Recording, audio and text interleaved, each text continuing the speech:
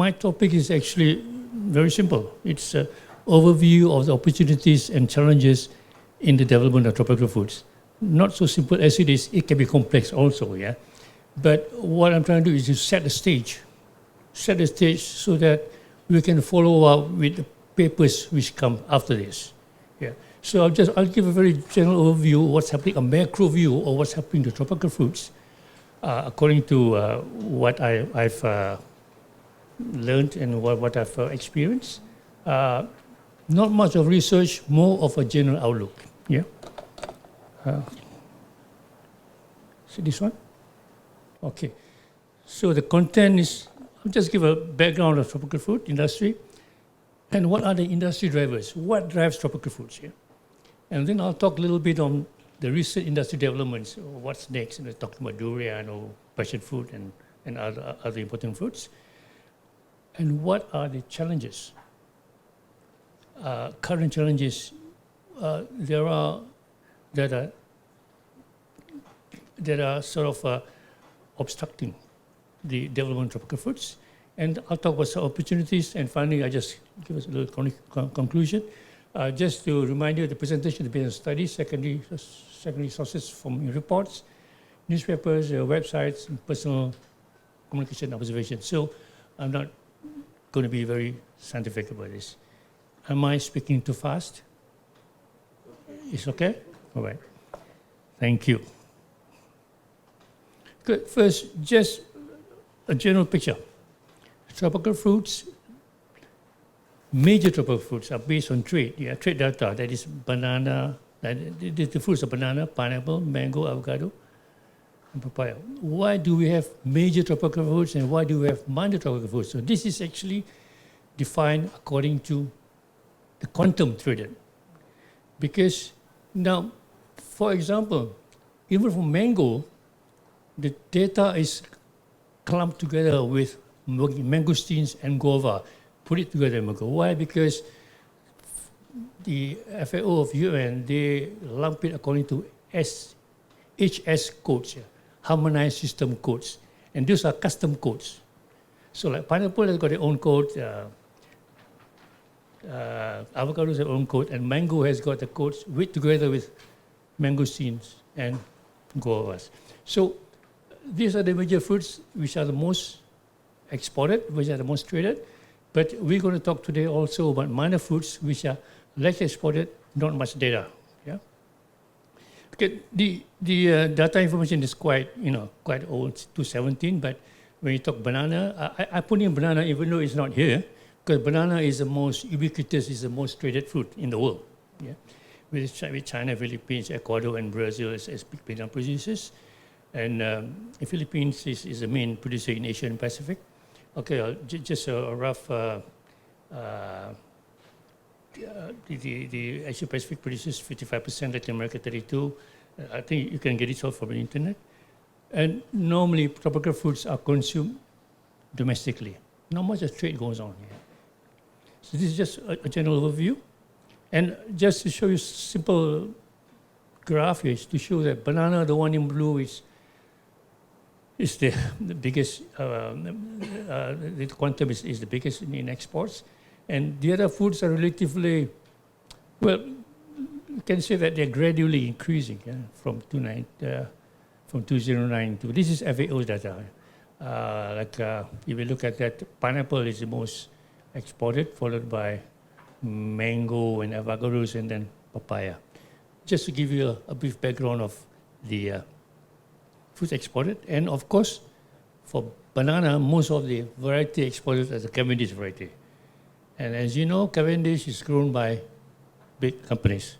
So we're trying to distinguish here, like who has got better footwork, or who has got better opportunities to export, and who has got less opportunities to export. So we say, smallholders, maybe they need to work on something better. We need to work something on for the smallholders, because we talk about big boys, medium boys, and small boys. Yeah, so the big guys are the ones exporting. Because this is more recent. This is more recent. It's a 2023 report by FAO. Now, what it says is, in 2023, it's going to be a 5% decrease. So this is just based on statistics. but it can be, this is a preliminary review, yeah? But what I want to show you is in the tables, the main exporters in the region, for example, I can see it here, but for mango, it's Thailand and India for this region, and pineapple, Philippines. Yeah, Philippines, I think because a multinational is there. Also in avocado, there's none in Asia, but for papaya, Malaysia. But you have to remember, statistic is statistic. So you can also be a re-exporter. For example, many years ago, Belgium was an exporter of pineapple, and they don't grow pineapples in Belgium. But Belgium imports of pineapples and they re-export to the countries around it. So sometimes statistics can be, you have to look between the lines. It's a little different there. And if you look at the table, one country stands out among all this. It's Mexico. Mexico seems to be doing a lot of exporting. Yeah. So Mexico actually for the past decade, they've been a very important producer and exporter of tropical fruits. Okay, now maybe I'd like to talk about, my screen is a little compressed, but I'll look here. What's driving the tropical fruit industry? Well, first, of course, market demand. There's no market you can sell, but so market demand and consumer preferences for exotic, tasty, diverse, nutritious food that are essential for a healthy diet. So maybe later, I think Professor Dennis will talk about consumer. Yeah. But just to give you the picture that, just present the picture that market is the main thing, consumer preferences. And the other thing is we're talking about urban populations. So normally those farmers in the growing areas don't have a problem, but the urban population, especially the middle class, those can afford it. And of course, this is something which we almost foreign workforce. Like for example, at one time in Malaysia, we were exporting jackfruit to Italy. So we're wondering whether Italians like to eat jackfruit. Actually, it's the foreign workforce who are importing these fruits. So similarly, like now, Malaysia, we're going to import green bananas from Bangladesh. But it's not for the locals, but it's for the workforce which is there. So trade is about who is there. And there are many. So right now, we export durians to even Australia or even US because you have many Asians in those countries. So that's one of the main things how you can drive this tropical fruit agenda. Yeah. Okay, the other driver is involvement of big companies and multinationals. So I was talking about big boys. These are the companies which got their own, they control the value chain and they have the market access. They have money. So it's also driving it because if we plan well, we can get our smallholders to at least jump on or get on and join them on contract basis or whatever it is. So, but whatever it is, if we look at statistics, the big companies are the ones who are calling the shots. Okay? Of course, the last one is profitability. Okay? So when we talk about minor tropical fruits, big companies are not interested yet because they look at the market and they're looking whether there's potential. But it's coming up because I think like Dole is also going to durians in the Philippines.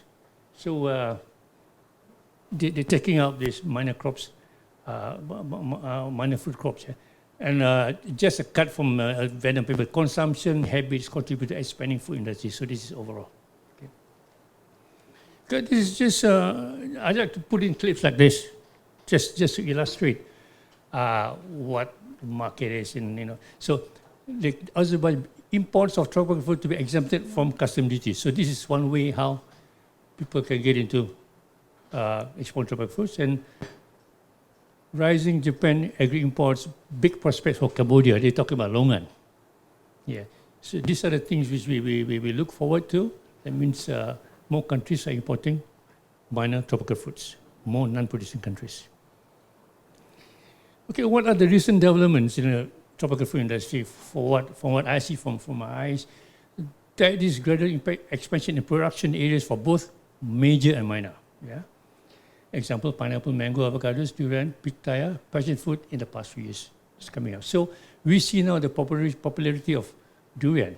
Mango is standard, yeah, pineapple is standard, but avocados is this three are standard. But durian, pitaya, or dragon fruit, passion fruit, in the past years, we noticed that there's been an increase in the hectareages, in areas grown.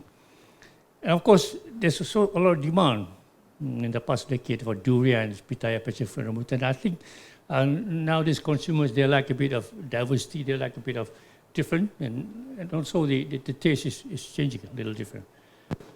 And also, we notice also in other agroclimatic areas which are drier, areas which are not suitable, they're trying to grow tropical fruits so that they can reduce imports and they do it for self-sufficiency. I'll show you an example.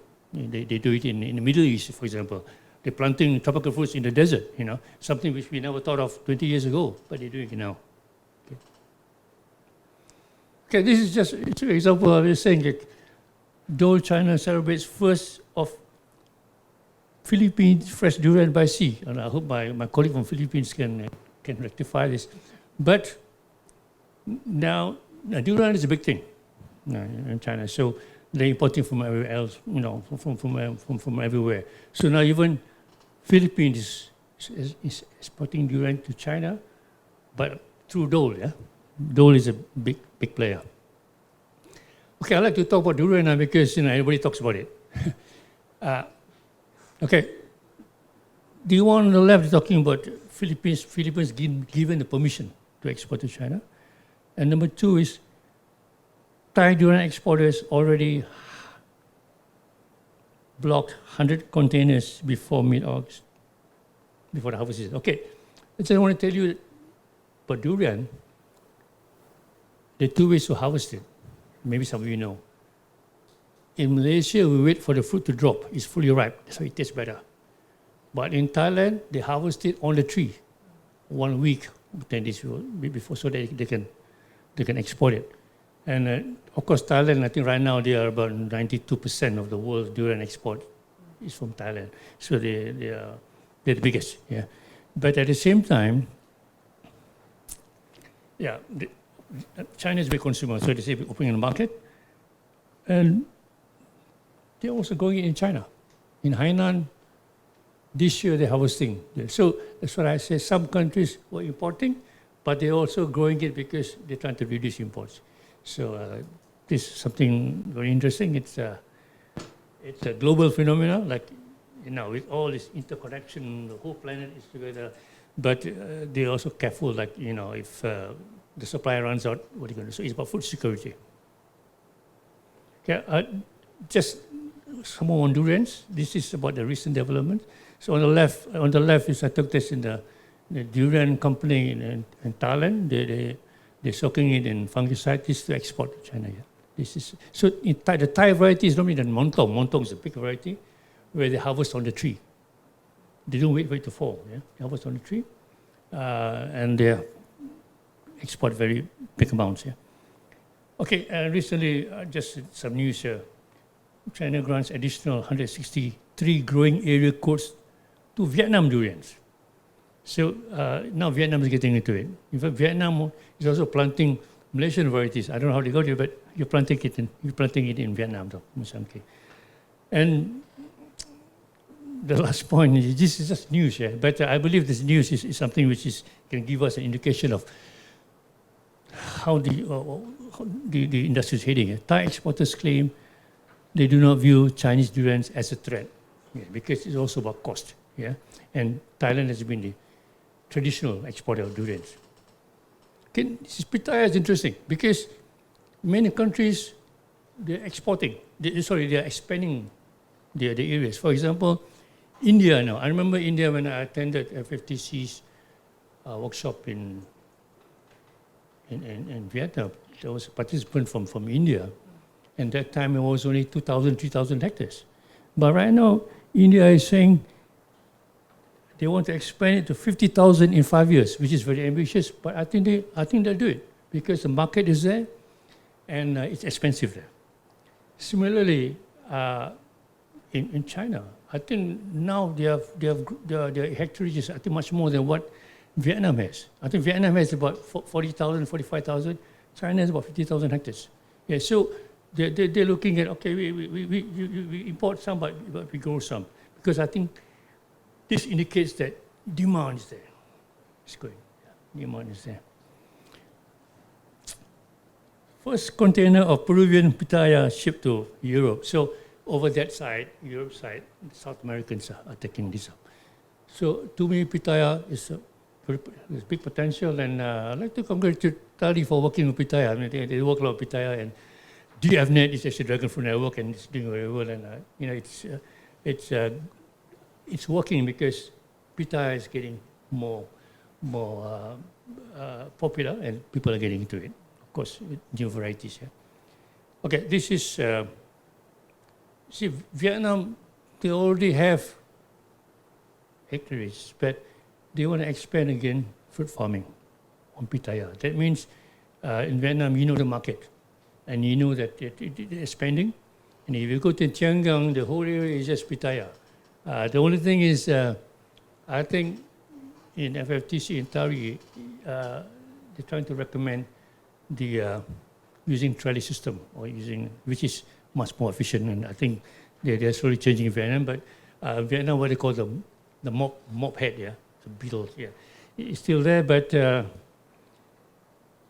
very high production in Vietnam, still number one.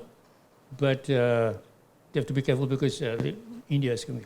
But few countries, like Malaysia, it seems we've been hit by disease, so we have been quite slow in pitaya. So we import a lot of pitaya from Vietnam. Okay, just to give you an example. The picture on the left is from Kaohsiung province. Because China is going a big way, you know, right? And they're also going to the yellow variety. Okay. Now this variety, I'm sure, I think you have it here, I'm not sure. But this one here, it will appeal to the Japanese because it's very sweet. And there's only one country in the world exporting this, which is Ecuador. If you go to Singapore or Malaysia, one fruit costs about maybe $60. That's one fruit, which is a good price. And still short. There's still a global shortage, and only Ecuador is doing it. Yeah? They tried to do it in Vietnam, but I think it doesn't become, it's like stunted. Even in Indonesia, they tried it. You can't get it this size. Yeah? So there's something which we don't know. Yeah? So maybe TARI can take this up and work on yellow pitaya. No, this is good, really good. It's sweet, different than the normal pitaya. Normal pitaya is not sweet. Yeah? Okay, I'm just going to talk a bit about passion fruit. This is coming back. Passion fruit is coming back. In Africa and also in, well, I think even in, I think in Philippines and Mexican, they're trying to revive this because passion fruit to me is very healthy food. It's good. It tastes good. And when I saw the passion fruit outside, I said, this is fantastic. I mean, if I can bring it home because the one they have is good. I think it's sweet, and I'm sure there's going to be a market. And in Australia, they've developed one, sweet one. But I think this looks better. But I'm going to try it, see whether it's better. But the size is fantastic. Yeah. So I have to congratulate those in TARI for coming up with these things. Yeah, because I think there's going to be a big market for this. You can process it, you can make it a juice, and they're very healthy. Yeah. Okay, this is just a case in Vietnam. Vietnamese farmers abandon coffee for passion fruit. That means, I mean, Vietnamese farmers are always very serious about making. So when they change from coffee to passion fruit, that means the market is there. And I know there's a big market in China now. Even China, they grow in Guangxi, but like I said, marketing is also about proximity to your market. You know, you go up to Lao Cai, the border, and you can go across. So this is actually a lot of it grown in central Vietnam, yeah? Dr. Hoa is in central Vietnam. But there's big market. We organized a webinar last year on passion fruit where they speak of Vietnam, but we see that it is coming up. And normally it is quite an easy crop because you go on trellis, it's about 1.5 years and you replant again. Many years ago, there used to be problem with this because we had this virus problem, but now I think they've overcome that. Yeah. So, passion fruit, I'm glad that TARI has got a good variety. You can send some to Malaysia if you want. Sorry. Export. Yeah, it's fine. Okay. No, this is different. This is different. I want to show you. This is we're doing a project with Saudi Arabia, and they're growing mango in the desert. And I was quite surprised because normally Saudis they grow dates, yeah, but when they grow mangoes, it's something else. For your information, they have about 60 varieties collection, but they have 5 main varieties, and we are there to assist them to get better cultivars and to improve their farm practices. Okay, just to tell you, the picture, the lower picture is actually in their research center, and the picture on the left is from a farm, and they're growing. A lot of them are growing Tommy Atkins. Tommy Atkins is an American variety. The taste is average, but because it's long-lasting, the shelf life is longer. Because over there it's hot. It's hot, and you leave it too much in the sun, it goes bad. So this is Saudi Arabia. So what is interesting here is even Saudi Arabia, a non-tropical country, is planting tropical fruits. So I think it's a positive sign for us. Oh, these guys are going. So because Middle East is big market. Yeah, big market. So, and Saudi has they started this greening of Saudi project. So their policy is to green the desert. So they've come up with many programs like agroforestry, mixed tropical fruits and forestry. So we're kind of involved with them in this. We're just giving them suggestions, but it's a good project. Yeah. Okay, surprise, they also grow papayas in Saudi. This is papaya. When I saw this was about 2 months ago. I was surprised when I saw papaya growing in Saudi because we grow papaya in Malaysia, but not as much, but they're going for it. And they grow, I think it's a red lady, it's a Thai variety. Yeah. So they grow intercrop with the mango.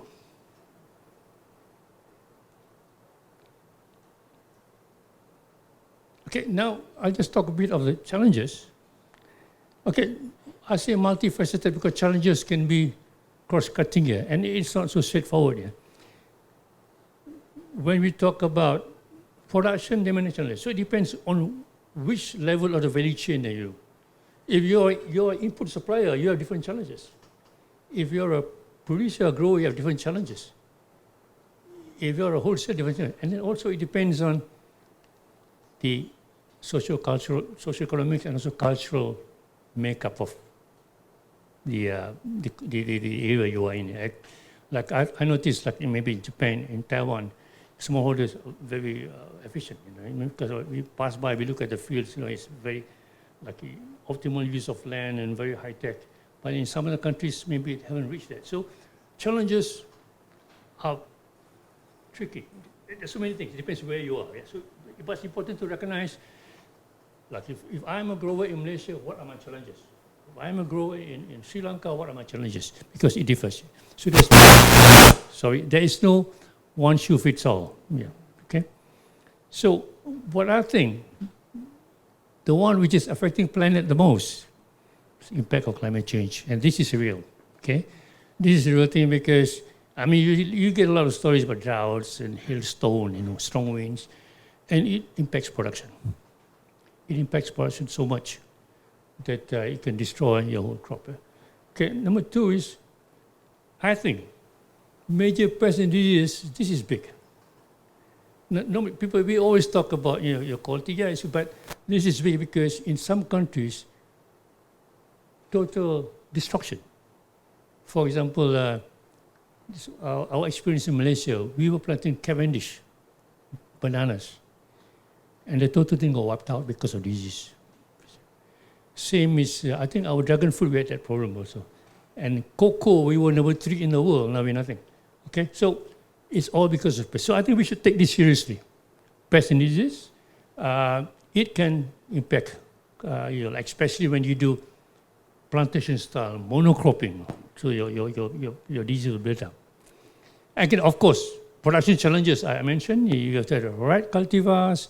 You have to have your good harvest management, infrastructure. So production, there's no denying, you have challenges too, depending where you are, who you're with, what agroclimatic regime are you in. So it is very complicated sometimes. The other one, which I think is important, but nobody too much people talk about it, is you increase cost of production. Like in the past 3 years, after the pandemic and with freight disruptions in trade, and so like in Malaysia, the cost of agrochemicals have just ballooned up, 60%, 70%. So it's impossible for the small growers to grow with very high input cost. Yeah, and of course, if you want to export, the freight availability and the charges are also very expensive. Yeah, no. But like I said, if you're a big company with your own container, you can do it. But for some others, it might be difficulty. But they have to sell at a more expensive price. Yeah. Well, the good thing is people are also, they have income to spend. So that's the other thing. But we have to look at it with carefully. Like, yes, people have money, they can buy, but not all can do that, yeah. Even though the middle class is expanding. Okay, the next one, market access, very important. No market, no deal. You can't do anything. So I will go one by one on these challenges. Okay, the last one is what we've been talking about, inclusivity of smallholders into the value chain and private company domination. I'm not blaming the private company. I mean, it's lucrative business to do it. But what I'm saying is maybe it's good to have the smallholders linked into the whole system so that they can also be, they can generate income, and then there'll be better livelihoods for them. Yeah. So climate change, I don't have to talk too much, but climate change is anthropogenic. Anthropogenic, that means basically for the past 100 years, 500 years, it's caused by us. It's caused by us. But when now there are alarms say, you have to stop using petrol, you have to stop using coal, you have to drive electric vehicle, it's good. But it's actually the result of the past 500 years or more. Yeah. So, but we cannot blame anybody because right now we have to deal with it. But there are many, you look at the news, every time there's somebody complaining about floods, droughts, heavy rain, and so on. So it is a real problem. And the other one is saltwater intrusion because the seas are, I think the sea level is increasing slowly, the ice melt. So this is also a problem in countries around the region, especially low-lying areas. Also in the Middle East where water resources are scarce. Yeah. Soil degradation, we know this. So I know there are many efforts done now to improve the soil amelioration and so on. But we have to be careful about this because once the soil gets degraded, then you can't do much agriculture. So this is also an important area we have to look in. Okay, climate change also contributes to pest and disease incidences. Yeah, like when it's really hot, you can get more thrips and mites, multiplication. So it can affect your crop. And in some places it rains too much, then you get more fungal diseases. Yeah. So, but what's important is in the last line is adapting to it. You have to adapt to it. We cannot just say, because of climate change. So there are many things people do to adapt to climate change. Okay, this is just some news. Russian mango growers fear low yield due to severe heat and drought. This is Bangladesh. Okay, and India Council of Agriculture Research estimate 20% mango damage due to hailstorm and wind. Yeah, hailstorm and strong winds. So this is real. Okay, to me, a big challenge. Okay, the one on the left is taken in Saudi Arabia, where the water gets too saline and it affects your production. The leaves get scorched, and the fruits, some of them drop. This is because of high water retention. High salt water. Saline water, yeah. And of course, I like to talk about Vietnam today. So Vietnam, Mekong Delta, agricultural land now facing saltwater intrusion problems. Yeah. But I also read that in areas grown with rice in Vietnam, they grow dragon fruit because dragon fruit is a bit tolerant. Saltwater. Yes, Dr. So, important thing about saltwater intrusion is to breed, to work on tolerant varieties. Yeah, tolerant varieties. And within one crop type, there can be tolerant varieties. The other thing is grafting it on tolerant rootstock. For mangoes, there are certain rootstock that are tolerant to salt, to saline conditions, and where you can top graft it with other commercial varieties. So I think that's been done in Australia. Yeah. Okay, this is just some adaptation. On the left top there is a picture from Malaysia where they grow pineapples. They use a mulch to prevent fertilizer being washed away and to conserve water. So that's laying a plastic mulch for pineapples in Malaysia. The one at the bottom is the pineapples are wearing hats. Yeah? This is to prevent scorching. Yeah, multicolored hats. Yeah. Okay, on the right is actually a picture taken in Vietnam called something back. It is the Mekong area, but this is actually it's sustained by good water management. Good water management. But I'm not sure for how long because now the Mekong area is getting affected. Yeah. Okay. But this is interesting. In spite of all droughts and no rain, now California's got water because I think in the past few months there was a lot of snow and a lot of rain. And now California fulfills residents' water needs for the first time in 17 years. So they were on drought for so long. So for irrigation, for crops, no water.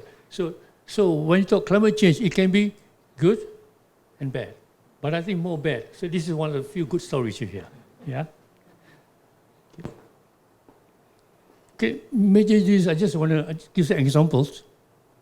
Okay, the picture on the right is cooking banana in Malaysia. It's affected by bacteria, okay? But let me talk about this. We have this problem before. I think PRSV and bacterial on papaya. Actually, PRSV, I think, in Taiwan, they had a problem a long time ago. Right? But right now, I think it's grown under netted structures, I'm not mistaken, yeah? And we had the problem, wiped out all papaya industry. It wiped us out. Now, slowly, we're going to it again. And the Holombing citrus green, I think it's also a problem. It used to be a problem here. I don't know whether is it okay now? Okay, so it resolved. But it's been a long problem, 3 years. I don't know, it's a long problem. But it wiped out our industry in Malaysia. Wiped us out, okay? Okay, Fusarium oxysporum cubans, TR4, Cavendish. This is a world problem. Everybody in the world talks about it, you know. Of course, they are spending money to solve the problem because Cavendish is a company's product. Okay? Big company, they have money. But if you look at the next one, bacterial disease. So bacterial disease of bananas normally affects cooking bananas and plantains, Africa. So we just had a session last year, we talked about this. And it can devastate. And cooking bananas are normally for food security. So we are about, like in Central America, Uganda and Congo, they have this problem. So there needs to be more research to look for maybe resistant varieties, tolerant varieties to resolve this. I think in Philippines, they have this problem too. Philippines is Bungtok, Bungtok, yeah. So they have this problem. So, but the thing is, there's not much effort because cooking bananas are grown by small farmers.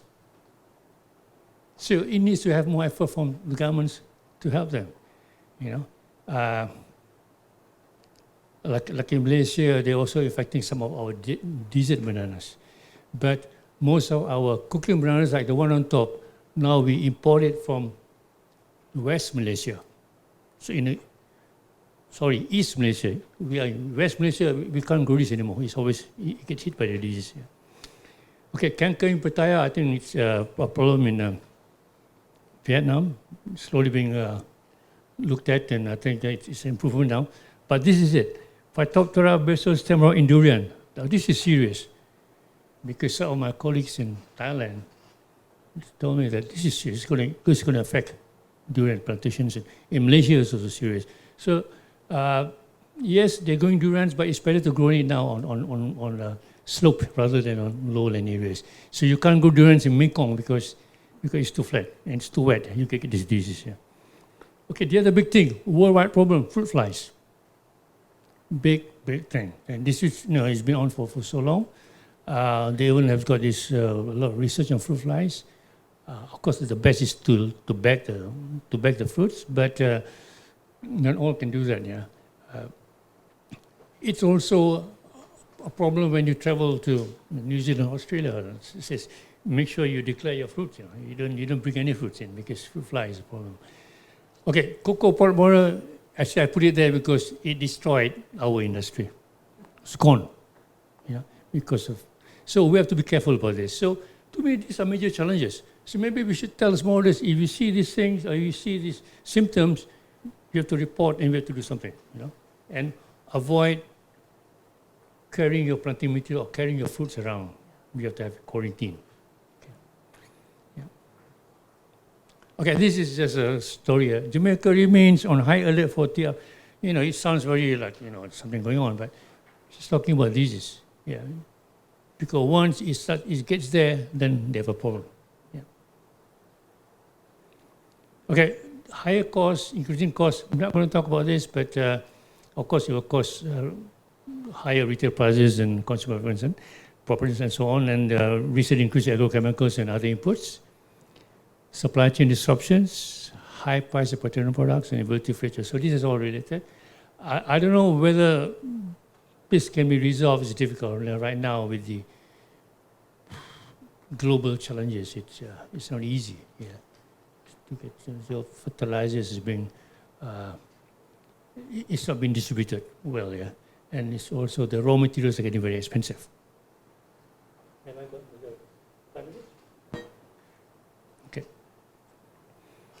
Okay, the other issues, labor issues. Now this is, people don't talk about, but I think it's real because after the pandemic, there were a lot of this happening.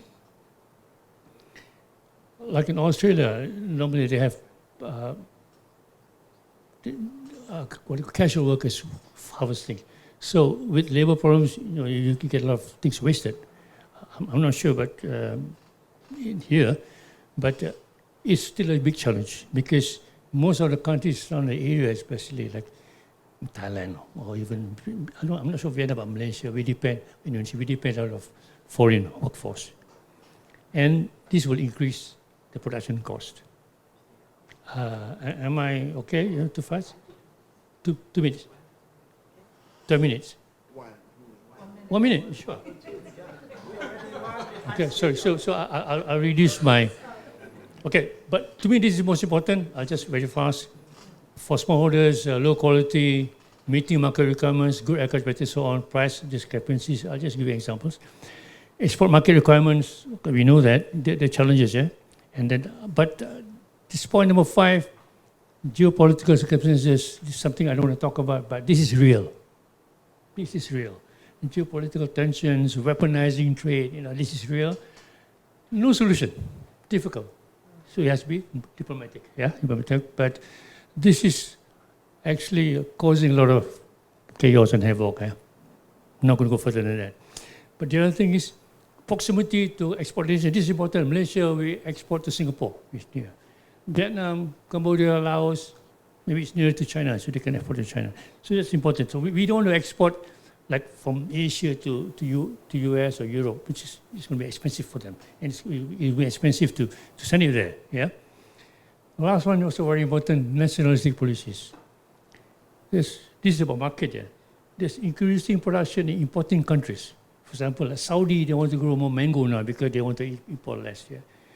And then it's for food security. So many are going to, because even though the world is global, it's becoming not so global, yeah, in a sense. I just want to give you an example. This is a Malaysian. This picture was taken 3 weeks ago in my house. So No, this is about prices here. USD is 70 cents and USD $8. So can you tell me which one is $8 and which one is 70 cents? Okay, the top one is 70 cents. The bottom one is $8. The bottom one is produced in Malaysia. It is the harum manis variety, which our colleague from Indonesia knows well. So the Malaysian one costs $8 and the one imported from Thailand is 70 cents. So which one do I buy? Now, that's a market problem. It's a challenge for the producers in Malaysia now, but maybe in quantities, reminds me of our colleague from Japan. Yeah? So it's about price. The imports are very much cheaper than the one produced locally. Okay, just go to, I won't go into this because it's all about, second use Vietnamese food struggle to stand out in the domestic market because they've been exporting too much. It's analysis. So this is a lot of what they call price discrepancies or price asymmetries. You get all these prices here. So, prices plunged to market. This is in India, in mango. Specialty Mekong Delta mango prices halved. So it's not just about planting, it's about getting the right price. Okay, this is about Thailand. They got a train with proximity to China, Chinese durians. And I won't go to this again. Okay, because this is just about, when you talk about market, then you have to talk about discussing with the countries. So Minister asked India to open market and Philippines to lose pitaya government exports if RCEP not it. RCEP is a trade agreement. This is interesting because this is about market. Now the Europeans say you want to export to Europe in the future, you need to have it in not plastic. Your packaging has got to be in other plastic and has to be this. Yeah. So this is coming up. So as exporters, you tend to ask what's it happening, but it's still under debate.